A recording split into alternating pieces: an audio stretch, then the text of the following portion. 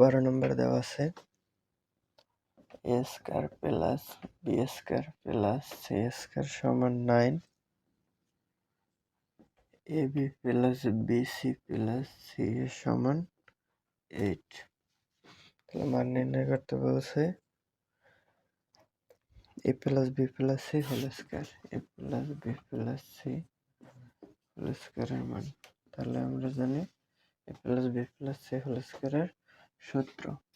তাহলে a square plus b square plus c,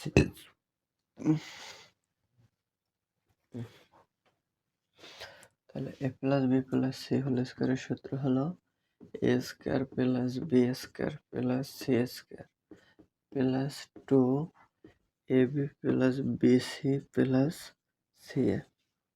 তাহলে এতটুকুর মান হলো 9 প্লাস 2, এতটুকুর মান 8। তাহলে 9 ইন্টু 8 দ্বিগুণে 16, 16 আর 9 25। কি বলছে? মান নির্ণয়। তাহলে এটা অ্যান্সার দেখবো।